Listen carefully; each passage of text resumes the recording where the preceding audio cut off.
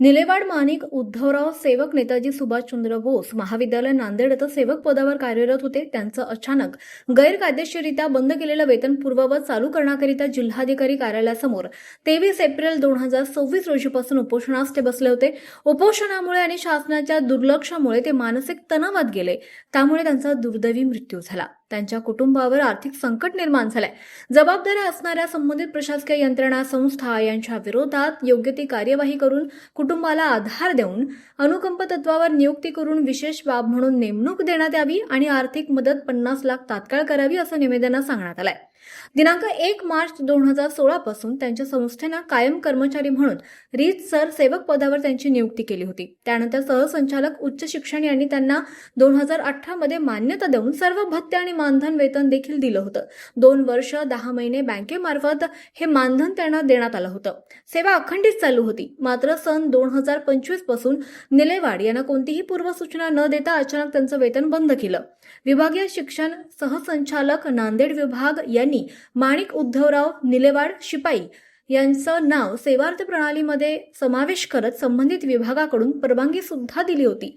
मात्र तत्कालीन विभागीय सहसंचालक उच्च शिक्षण यांनी चुकीचा निष्कर्ष काढून नेमणुकीस नियमबाह्य पद्धतीनं मान्यता देण्यात आली म्हणून वेतनच बंद केलं. त्यांचं असं म्हणणं आहे की सदर महाविद्यालय कायम विना अनुदानित आणि अनुदानित कर्मचाऱ्यांनाच अनुदानित पदावर बदलीनं पदस्थापना दिली ती नियमबाह्य आहे. त्यानुसार वेतन सुद्धा अनुदान बंद केलेलं आहे. त्यांचं वेतन संबंधित महाविद्यालयाकडून द्यावं असं सुद्धा कळवण्यात आलं होतं. नेताजी सुभाषचंद्र बोस महाविद्यालय नांदेड यांच्याकडून थकीत राहिल्यामुळे त्यांच्या कुटुंबावर उपासमारीची वेळ आली होती. कुटुंबात तेच करते धरते होते. नेताजी सुभाषचंद्र बोस महाविद्यालय नांदेड यांच्याकडून कसलीही योग्य ती अंमलबजावणी करण्यात आली नाही. त्यांच्या अन्यायाबाबत 23 एप्रिल 2026 पासून ते 29 मे 2026 या कालावधीत सलग 7 दिवस आमरण उपोषण करण्यासाठी ते कुटुंबासह बसले होते. मागणी मान्य न झाल्यानं 4 मे 2026 पासून आमरण उपोषणात सकाळपासूनच ते बसले होते. उपोषणस्थळी त्यांना अचानक चक्कर आली आणि ते जिल्हाधिकारी कार्यालयापुढे आमरण उपोषणस्थळी खाली कोसळले. त्यांचा गंगा हॉस्पिटल येथे उपचारादरम्यान मृत्यू झाला. हे सर्व प्रकरणाला नेताजी सुभाषचंद्र बोस महाविद्यालय नांदेड आणि विभागीय शिक्षण सहसंचालक नांदेड, जिल्हाधिकारी कार्यालय नांदेड तसेच पोलीस प्रशासन जबाबदार असल्याची खंत त्यांची पत्नी लता माणिक निलेवाड यांनी व्यक्त केली. सदर प्रकरणाशी जे कोणी दोषी असतील त्या सर्व अधिकारी आणि कर्मचारी यांची सखोल चौकशी करून त्यांच्यावर कठोर कारवाई करण्यात यावी असं लता माणिक निलेवाड यांनी निवेदनात म्हटलंय. माझं नाव लता माणिक निलेवाड आहे. माझा नवरा नेताजी सुभाषचंद्र बोस कॉलेजमध्ये आज 2006 पासून काम करत होता. 2015ने त्यांना 15ने त्यांची ऑर्डर काढली. 2022 पासून माझ्या नवऱ्याचा पगार चालू झाला. सगळं सुरळीत चालू होतं आणि प्रशासनाने काय केले, एक दिवस अचानक माझ्या नवऱ्याची पगार बंद केले आणि आमच्या कुटुंबावर उपवास मारायची वेळ आली आणि त्यामुळे माझा नवरा दिनांक 23 ते 29 तारखेपर्यंत जिल्हाधिकारी कार्यालयासमोर उपोषण करत होता. आमरण उपोषण करत होता. पाणी देखील पित नव्हता. तर उन्हामध्ये आम्ही बसलो होतो. आमचे लेकरं बाळ देखील आम्ही सगळे उन्हामध्ये बसलो होतो. तरी इथल्या कार्यालयातले अधिकारी कोणीच आले नाही, तपासणी केली नाहीत, काहीच केले नाहीत. आज माझा नवरा मयत पावलेला आहे. तणावाखाली त्यांना खूप तणाव झाला होता आणि इथल्या काही जिल्हा कार्यालयातल्या अधिकाऱ्यांनी त्यांना सरळ धमक्या दिल्या होत्या की तू मर, फाशी घे, तुझं काहीच होणार नाही. माझा नवरा सतत तोच विचार करत होता की माझं काही होईल की नाही. आज 2006 पासून मी इथं काम केलं. माझी सगळी जिंदगी इथं गेली. आज माझ्या लेकराबाळांचं कसं होईल, माझं कसं होईल, माझ्या कुटुंबाचं कसं होईल, माझ्या आईवडिलांचं कसं होईल, असं माझ्या नवऱ्यानं सतत विचार केला सर. सतत विचार केला. सतत माझा नवरा पगार पगार पगार पगार म्हणत होता. आज 7 दिवस माझ्या नवऱ्यासोबत मी होते. 24 तारखेला परत माझा नवरा उपोषणाला बसायला गेला होता. 1 तारखेला माझ्या नवऱ्याला उठवलं होतं, झेंडा वंदन होता म्हणून. मग आम्ही परत 4 तारखेला उपोषणाला बसायला तिथे गेला होता.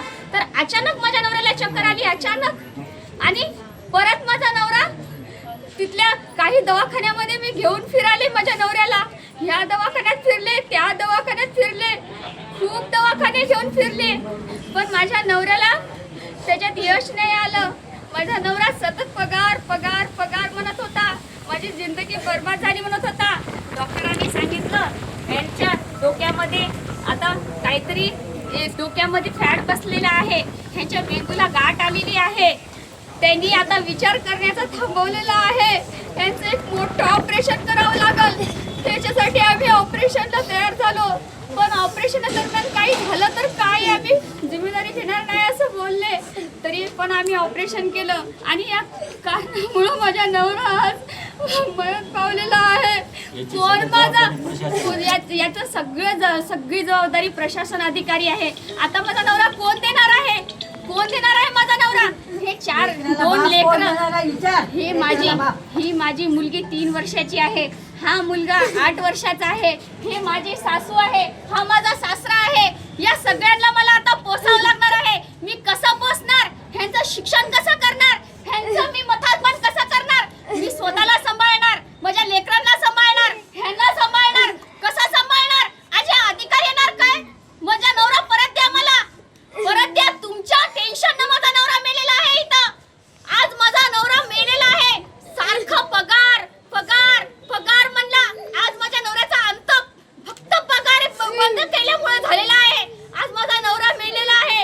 आम्हाला न्याय मिळवून द्या, प्लीज न्याय मिळवून द्या. तुमच्या मागण्या काय ते सांगा. माझ्या मागण्या काहीच नाही. आज माझा नवरा तर पगार करून मेलेला आहे, पण ह्या कुटुंबाला मला सांभाळायचं आहे. ह्या मुलांचं मला शिक्षण करायचं आहे. ह्या 2 आई वडिलांना मला सांभाळायचं आहे. आणि त्याच्यामुळे माझ्या नवऱ्याची पगार सुरळीत चालू कराव आणि त्या नवऱ्याच्या जाग्यावर मला घ्यावं, अनुकंपाद्वारे मला घ्यावं, एवढी माझी विनंती आहे. आज या गरीब कुटुंबाची विनंती आहे. या गरीब कुटुंबाला न्याय मिळवून द्या प्लीज, प्लीज. आर्थिक मदत करा. आज माझा नवरा मेलेला आहे. आर्थिक संकटात माझं कुटुंब आलेलं आहे. 50 लाखाची मदत करावी. प्रशासन सगळं जबाबदार प्रशासन आहे. आज संस्था चालक कोण आहे त्याचे? यांचे संस्था चालक बालासाहेब पांडे सर आहेत. त्यांच्याकडे तुम्ही रितसर केले होते का काम? त्यांच्याकडे केली होती. ते स्वतः आम्हाला भेट देण्यासाठी आले होते. जेव्हा आम्ही उपोषणाला बसलो होतो तेव्हा ते बोलले की आमचा सर्व पाठिंबा आहे, बोलले तुमच्यासोबत. पाठिंबा आहे म्हणाले. त्यांचा पुढे त्यांनी अप्रूव्हल पाठवलं बोलले, पण काय त्यांनी बी पाठवलंच बोलायले, हे बी पाठवलंच बोलायले. कोण पाठवलं मग? पगार कोण दिली? कोण बंद केली माझ्या नवऱ्याची पगार? माझ्या नवऱ्याची पगार चालू कशी झाली? माझ्या नवऱ्याची पगार बंद कोण केली? कोणते अधिकारी होते? त्या अधिकाऱ्यांचं आता या म्हणा पुढं त्या अधिकाऱ्यांना. माझा नवरा द्या म्हणा आता परत वापस. माझा नवरा उपोषण पगार करून मेलेला आहे. आज कोण देणार माझा नवरा?